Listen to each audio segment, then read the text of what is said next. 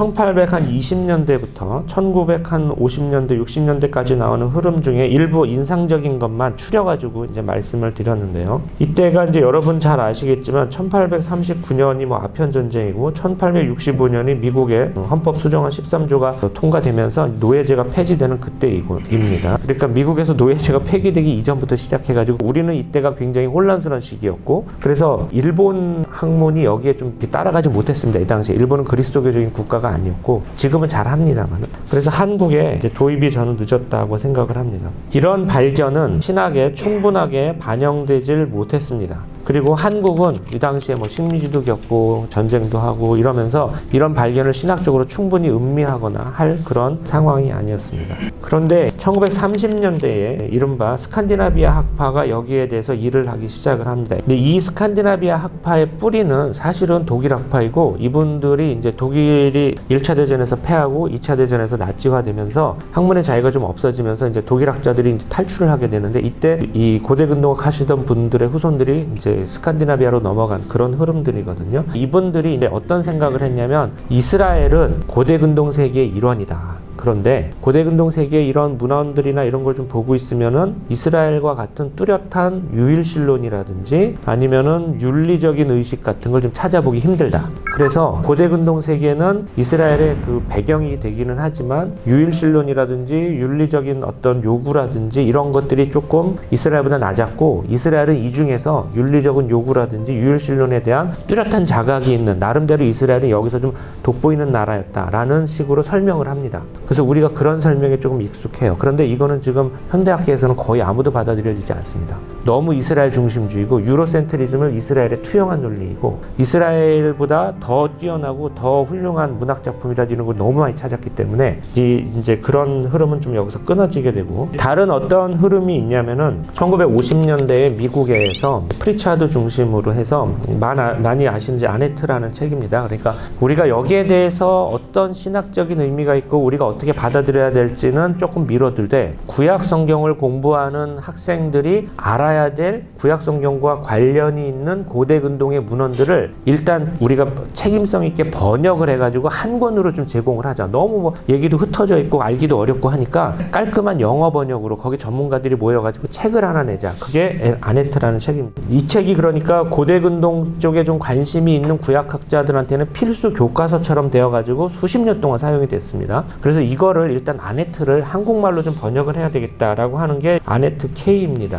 그게 2017년에 저희가 이제 번역을 한 거예요. 고대 근동 문학 선집이라고 해서 구약 성경과 관련된 신화들, 이제 법전들도 여러 가지가 나오고요. 신화도 여러 가지가 나오고, 그 다음에 뭐 시편 104편의 원본이 됐다고 하는 그 이집트 그 태양의 창가라든지 이런 것들도 다 모아가지고 한 권의 책으로 딱 정리를 해서 내자라는 책이었고, 이렇게 아네트가 이제 성공을 하게 되니까 아네트의 그 후속작들이 나오게 됩니다. 그게 이제 COS 책인데요. 아네트는 한 권이었는데, 이건 이제 미국 쪽에서 나온 책인데, 고대 근동에서 더 많이 나온 문헌들 보강하고, 그 다음에 번역을 조금 업그레이드 했습니다. 문법도 많이 발전을 하고, 또 새로 토판이 이렇게 나오게 되면은 이렇게 부서져서 나오는 토판들이 있는데, 나올 때는 토판마다 다 이제 일렬 번호를 매깁니다. 매겨가지고 나중에 면밀히 검토해보면 이쪽 부서진 조각을 이렇게 맞춰보면 딱 맞는 게 있습니다. 나중에 나온 번역을 보게 되면은 요게 요 조각에 맞는 것 같다라고 하면서 이야기가 확장되는 게 있거든요. 근데 이제 바알 신화도 그렇습니다, 지금. 그래서 옛날보다 한 3줄, 4줄이 더 많아졌는데, 이제 그런 것들을 다 업그레이드 해가지고 COS가 3권으로 나오게 됩니다. 그래서 요즘은 아네트를 보는 추세가 아니라 COS를 보는 추세입니다. 근데 이제 COS라든지 아네트의 문제는 이게 선집이라는 겁니다.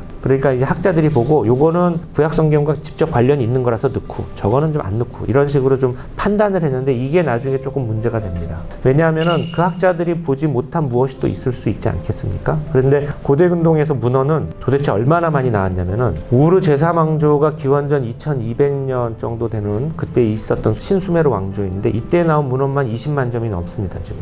이거 다 해석이 안 됐어요. 우르 제3왕조의 문헌 생산량은 로마보다 많습니다, 사실은. 그 정도로 많아요. 그러니까 고대 근동 세계의 그 바빌로니아라든지 아시리아에서 나온 문헌들은 엄청난 양의 문헌이 나옵니다. 근데 대부분의 문헌은 지금 이제 여러분들도 현대를 생각해 보시면 알 텐데, 인간의 문자 생활은 대부분이 경제거든요. 그래서 거기서 나온 문헌들의 많은 수는 영수증입니다. 땅문서, 집문서예요. 우가리에서도 그래요.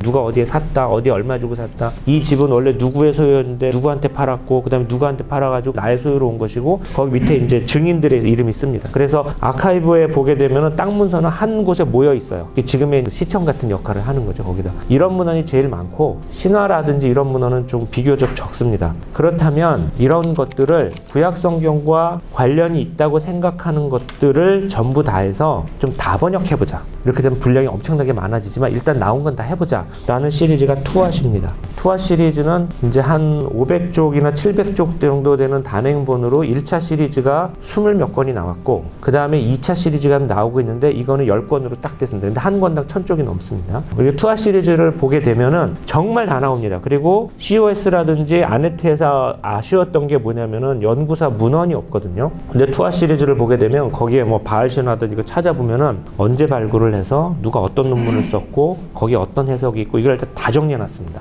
이렇게 해가지고 투핫 시리즈가 나온 게 1990년대부터 시작을 했고요. 지금도 나오고 있는 상황이고, COS는 뭐 1990년대, 2000년대 초반 들어가면서 끝났고, 아네트는 1950년대입니다. 그러니까 이게 굉장히 신진 학문에 속하는 겁니다. 그러니까 아직까지도 풀리지 않은 것은 우리가 이런 많은 문헌들과 구약 성경이 어떤 관계이냐, 이제 구약 성경의 발생사와 관련된 것이죠. 이런 문제는 아직까지도 여전히 연구하고 있는 겁니다. 물론 이제 많은 견해가 나와 있고 한데, 제가 하는 작업이 이제 이런 겁니다. 한국에서 이거를 좀 제대로 신학적으로 의미 있게, 그리고 인문학적으로 좀 연구가 되게 좀 같이 소개하는 그런 작업이고, 저는 지금까지 한 20권 정도의 책을 썼지만 지금 쓰는 책은 이 이야기들을 본격적으로 다루는 것입니다. 여기서 우리가 알 수 있는 사실이 몇 가지가 있습니다. 여러분이 이제 신학 주석서를 보시든지 이러면 이 주석서를 쓰는 그 주석가들, 이제 신학자들이죠. 그분들은 이러한 고대 근동의 문헌 작업들을 충실히 반영한 분도 있지만 반영하지 않은 분이 더 많습니다. 신학적인 어떤 목적이라든지 신학적 의미에 충실한 주석이면은 이런 고대 근동학적인 그런 문헌들은 많이 반영되지 않았을 겁니다.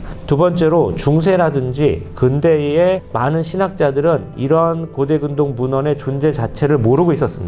종교개혁가들도 마찬가지였고 가톨릭 쪽의 신학자들도 마찬가지였습니다. 왜? 발굴이 안 됐고 해독이 안 됐기 때문이죠. 그러니까 고대로부터 이어내려온 전승의 이해를 그대로 가지고 신학 작업을 했던 겁니다. 본격적으로 이제 이런 문헌 작업들이 막 생산되고 있고, 또 교회 밖에 있는 믿는 분들도 그렇고 안 믿는 분들도 그렇고 이거를 다양하게 접하고 있습니다. 성지순례 가서 접하고 다큐멘터리로 접하고 신학적으로 젊은 사람들한테 이걸 이제 설명을 해야 됩니다. 새롭게. 그래서 저는 앞으로는 구약학의 흐름 중에 한 축은 명확하다고 생각을 합니다. 구약 성경은 이런 고대 근동 세계의 정보라든지 새로운 문학이라든지 이런 것을 외면하고는 앞으로 의미 있게 발전하기가 힘들 겁니다.